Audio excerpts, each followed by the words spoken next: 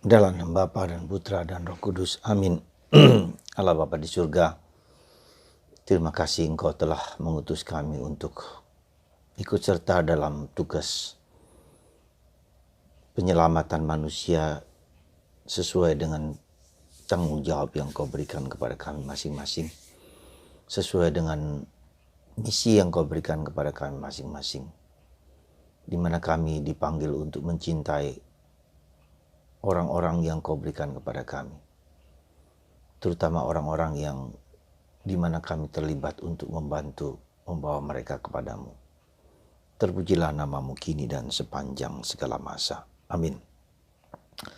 Para saudara-saudariku yang terkasih dalam Kristus, kita masih melihat bahwa Yesus, kalau kita katakan sebagai penyelamat, penebus, pembebas manusia dari segala kuasa kegelapan, maka tugas itulah penyelamat. Jadi membebaskan manusia dari keterbelengguan, entah itu dibelenggu oleh kuasa kegelapan, entah itu dibelenggu oleh nafsu-nafsu, entah itu dibelenggu oleh sifat-sifat kita yang negatif, oleh penyakit, oleh apa saja yang membuat kita tidak bebas dan tidak merdeka. Ya. Sehingga dengan begitu kita dibawa kepada kehancuran. Dibawa kepada keterbelengguan itu apa saja yang bukan Allah, yang membuat orang jauh dari Allah. Nah, pada tanggal 7 Juni Selasa hari ini kita ditunjukkan bahwa ada orang yang sakit bisu, ya. Dan bisunya itu karena kerasukan setan. Maka ketika Yesus mengusir si setan itu, dia dapat berbicara lagi. Jadi ada penyakit-penyakit yang memang ditunggangi, ya, disebabkan oleh kuasa kegelapan. Nah, untuk itu maka kita perlu juga menjadi menjadi tajam bahwa penyakit tertentu itu, ya, yang bukan sekedar penyakit karena virus, karena bakteri, karena apa, karena fisik, karena biologis, tetapi sesuatu yang dibuat oleh kuasa kegelapan.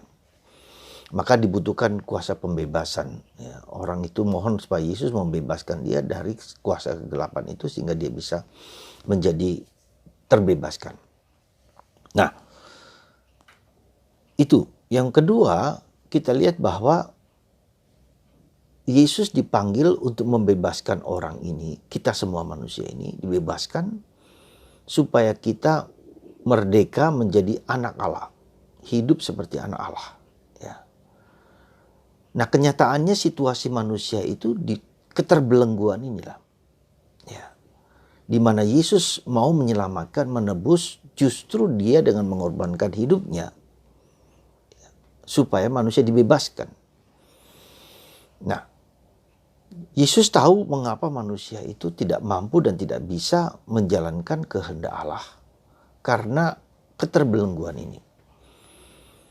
Maka karena Yesus mencintai manusia, karena Allah mencintai manusia, maka Allah mengutus putranya Yesus untuk membebaskan ini. Jadi kecintaan akan manusia yang terbelenggu, yang membuat manusia itu jatuh dalam dosa, yang membuat manusia itu tidak bisa kembali kepada Allah, itulah. Jadi intinya Yesus mau mengambil sumber dari manusia yang terbelenggu itu. Ya, dengan dia sendiri menjadi korban, karena itulah yang harus demikian. Ya, maka dia taat kepada kehendak Bapa, karena apa demikian? Kenapa harus demikian? Karena yang menyebabkan manusia terbelenggu itu karena manusia tidak taat kepada Allah. Maka untuk mengembalikannya manusia harus taat kepada Allah. Kuncinya itu. Jadi ketika manusia jatuh dalam dosa dalam kitab Kejadian itu karena kesombongan manusia, karena manusia ingin menjadi seperti Allah, karena manusia ingin lebih tinggi dari Allah, ya, sehingga manusia, ya, membelenggu dirinya sendiri, menghancurkan dirinya sendiri. Nah, untuk itu maka kuncinya adalah Allah menjadi manusia, dan Allah harus manusia Yesus itu harus taat kepada kehendak Allah. Maka untuk menyelamatkan itu kita harus taat kepada kehendak Allah sebagai satu-satunya cara untuk dibebaskan dari kuasa kegelapan itu. Nah, itulah yang jadi panggilan Yesus seperti itu. Nah, maka kita pun sebetulnya diajak untuk memiliki sikap yang sama, memiliki panggilan yang sama, ya.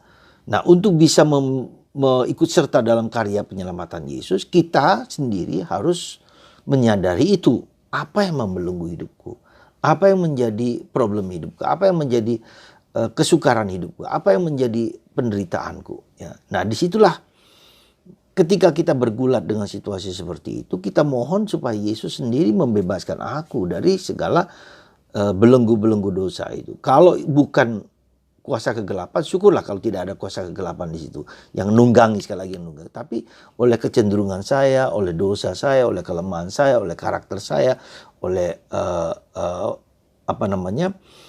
emosi-emosi saya yang tidak tertib, oleh dosa-dosa saya, itu yang membelenggu. Maka kita dibebaskan. Kita ingin Yesus bersamaku membebaskan aku. Nah, sementara saya mohon berjuang untuk membebaskan diriku dari segala keterikatan, ketergantungan itu, maka saya juga harus membantu orang lain. Jadi berangkat dari problem hidupku sendiri, berangkat dari kelemahanku sendiri, berangkat dari perjuanganku sendiri, aku juga melihat menolong orang-orang yang memiliki kemiripan dengan diriku. Jadi aku juga berdoa dan membantu orang lain dilepaskan dari belenggu itu. Ya. Nah, harapan kita adalah bahwa kita mengerti ketika kita sudah selesai, sudah mampu memperjuangkan itu bersama Yesus, di dalam Yesus, maka saya akan membantu orang lain. Ya. Jadi misi kita itu tidak jauh dari apa yang kita alami sendiri.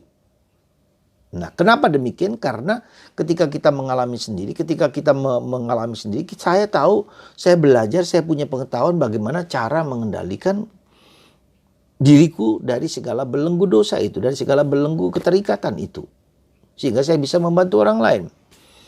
Jadi maksud saya begini, saudaraku terkasih. Jadi bagaimana kita mengenali God's vocation, panggilan Allah dalam diriku? Coba lihat diriku sendiri. Apa yang sedang kuperjuangkan? Apa yang sedang kugeluti? Apa yang menjadi concern diriku? Nah, apa yang menjadi concern diriku itu, kita di samping kita sedang berjuang ini, kita berdoa untuk orang lain yang mengalami serupa dengan apa yang saya alami. Ya. Dan kita akan terbuka mata kita bahwa Tuhan akan memberikan orang-orang yang mirip yang kok dengan kita dalam pengalaman itu. Ya. Nah, disitulah kita sambil belajar mengendalikan diri, kita juga membantu orang lain, dan di situ kita saling interaksi. Oh begini, oh harus begini, gitu loh. Dan itulah menjadi God's vocation saya, God's call saya, panggilan saya demikian. Ya. Jadi itu salah satu cara penting di mana saya dibantu mengenali panggilan saya berdasarkan apa yang saya alami, berdasarkan kekurangan keterbatasan saya, berdasarkan pengalaman jatuh bangun saya berdoa juga untuk orang-orang yang mengalami serupa. Ya. Maka di situ menjadi God's vocation, God call di dalam diri saya. Nah itulah, jadi kalau kita lihat bagaimana, dan karena itulah Yesus mengatakan domba-domba ini terlantar, domba-domba ini tersesat, domba-domba ini hidupnya penuh dengan belenggu. Maka dia mengatakan mintalah kepada Tuhan yang panenan, ya, yang banyak tuaian ini, di mana Tuhan akan memberikan pekerja untuk membantu menuai, menggembalakan domba-domba ini, ya. Jadi seperti domba yang tanpa gembala. Jadi karena tidak ada yang membantu dia untuk melepaskan dari belenggu-belenggu itu, maka kita mohon supaya ada gembala yang bisa membantu kita mengurai, katakanlah membantu dalam tanda petik menyelamatkan kelemahan kita, ya. Jadi itulah. Jadi begitu banyak domba yang tersesat, begitu banyak domba yang tidak ada gembala, begitu banyak tuaian tapi tidak ada pekerja. Ya. Nah, maka kita mohon kepada Tuhan supaya diberi gembala-gembala, diberi pekerja-pekerja yang membantu kita menyelesaikan problem hidup kita. Nah, itulah yang kita lihat. Nah, sekarang satu dua contoh lah katakanlah. Santa Teresa kanak-kanak Yesus ketika dia masih kecil, dia melihat ada seorang penjahat yang bernama Pranzini yang dihukum gantung, yang dipotong lehernya dengan guliotin pada zaman itu ya. Nah, dalam hati kecil Santa Teresa adalah bahwa saya akan berdoa kepada Tuhan supaya sebelum dia dipancung kepalanya, dia bertobat. Karena dia sudah mengatakan, aku tidak akan menyatakan kesalahanku pada Tuhan, tidak mau mohon ampun. Maka Teresa kecil ini terus berdoa dan berdoa dan berdoa supaya permohonannya, supaya concernnya kepada orang tersebut dikabulkan oleh Tuhan. Dan ternyata benar, ketika menjelang Pranzini ini dihukum pancung kepala, dia mencium salib yang dibawa oleh seorang pastor dan menyatakan pengakuan dosanya, ya, mohon ampun atas segala dosanya. Nah, ini menjadi awal benih dari Teresa kecil sehingga nanti dia berdoa untuk karya misi di mana-mana. Concernnya kepada dunia supaya orang selamat, supaya orang mendapatkan rahmat, ya. Maka dia berdoa untuk karya misi, dia berdoa untuk siapa saja, ya. Maka ketika dia pulang ke surga, dia mengatakan, aku akan mohon memberikan mawar kasih, mawar keselamatan kepada dunia supaya orang mengalami kasih Allah. Ya. Karena untuk diselamatkan itu orang harus mengalami kasih Allah. Nah, itu menjadi misi core, misi dari Teresa kanak-kanak Yesus sampai sekarang. Ya, itu yang contoh. Nah, yang kedua, Santa Teresa Avila. Santa Teresa Avila ini juga adalah orang yang mengalami perjuangan pergulatan dalam hidup rohaninya. Dia merasa tidak ada yang membimbing dia ketika dia masuk dalam biara, tidak ada bimbingan rohani yang kedalaman. Tidak ada yang menunjukkan kepadanya jalan masuk ke batinnya, tidak ada.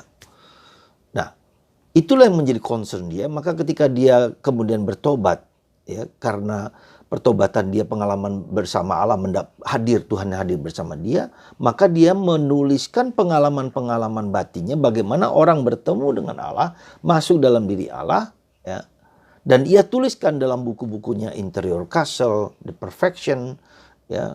Itu semua pengalaman batinnya dia untuk bertemu dengan Yesus, supaya orang bisa mengalami apa yang dia alami. Jadi dia menjadi seorang pembimbing rohani, supaya orang bisa mengalami Allah. Nah, itu karena pengalaman batinnya dia tidak terbimbing oleh orang-orang pada zamannya. Maka dia meminta Yohanes dari Salib untuk bergabung bersama dia menjadi pembimbing rohani orang yang mau bertemu dengan Tuhan.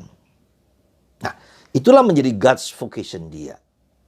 Ya, supaya kepedulian orang tertentu kepada suatu tugas tertentu karena dia sendiri mengalami itu, ya. Nah, demikian juga kalau kita perhatikan dalam pengalaman kita, bagaimana kita membantu orang, nggak perlu jauh-jauh. Apa yang ku alami sendiri, apa yang ku rasakan sendiri, apa yang menjadi pergulatanku. Ketika aku mengalami itu, aku berpikir ada banyak orang yang mengalami serupa dengan ku alami, maka aku juga berdoa untuk mereka. Jadi bagaimana Anda memiliki misi hidup Anda, tidak perlu repot-repot, tidak perlu jauh-jauh. Apa yang Anda alami itu doakan, akan banyak orang yang banyak mengalami seperti yang saya alami. Yang Anda doakan, Tuhan berkatilah mereka yang mengalami seperti yang kualami. Misalnya frustrasi, sering kecewa, sering marah, sering apa, problem dengan suami, problem dengan istri. Nah, ini berdoa untuk suami-suami yang kemudian yang mungkin dalam tanda petik ya, tidak setia dan segala macam, kita berdoa untuk mereka. Atau kepada istri yang punya pengalaman yang serupa. Jadi suami berdoa untuk para bapak untuk bisa sabar menghadapi istrinya. Nah, itulah. Jadi di samping saya mengalami pergulatan itu, saya juga berdoa untuk menyelamatkan orang yang serupa dengan saya. Dan maka Anda menjadi pekerja, menjadi gembala bagi diri Anda sendiri dan bagi orang lain. Nah, itulah yang dimaksudkan oleh Yesus dalam bacaan Injil hari ini, supaya Yesus kita tidak hanya menjadi objek gitu loh. kita tidak hanya untuk diri kita sendiri, tetapi saya juga membantu orang lain mengalami yang serupa dengan yang saya alami. Dan berdoa. Ya.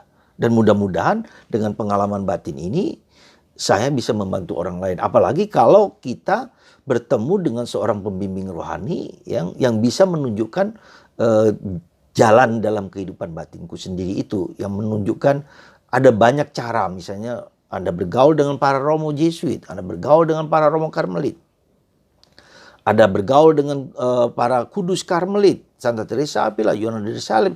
Itu cara kita mengenali bagaimana kita masuk ke dalam batin kita dan bagaimana kita bertemu dengan Tuhan. Dan dengan itu kita juga membantu orang lain untuk bertemu dengan Yesus. Terutama dengan kalau mereka harus dibawa kepada pertobatan, dibawa kepada Injil, dibawa kepada Kristus, dibawa kepada kitab suci, mengenal kitab suci. Jadi salah satu cara penting di dalam penghayatan itu adalah mengenal Yesus. Ya, dalam kitab suci, kembali kepada Yesus sehingga lama-lama Tuhan juga membentuk aku. Dan lalu dibantu oleh pembimbing-pembimbing rohani yang membantu kita. Ya. Nah, jadi dengan begitu kita tahu apa yang menjadi panggilanku. God's vocation itu panggilanku. Jadi sekali lagi Anda sebagai orang Katolik dipanggil juga untuk menyelamatkan orang lain. Menjadi pekerja di kebun anggur Tuhan, menjadi gembala bagi domba-domba yang Tuhan berikan kepada Anda. Jadi bukan hanya kami para pastor, Anda juga semua dari Anda. Jadi karena itulah maka ketika domba yang hilang itu Anda cari, ya, Anda cari. Ya, sebagai contoh, ada seorang anak muda yang bertanya kepada saya, Romo, ada orang yang bermasalah demikian, bolehkah saya meminta nomor HP Romo supaya orang itu datang kepada Romo? Nah, ini seorang anak kecil, anak SMA yang meminta, oke, boleh. Jadi ketika dia nggak mampu, dia mereferensi kepada saya. Nah, demikian juga dengan Anda ketika Anda nggak mampu, nggak bisa, Anda refer kepada orang-orang yang bisa membantu.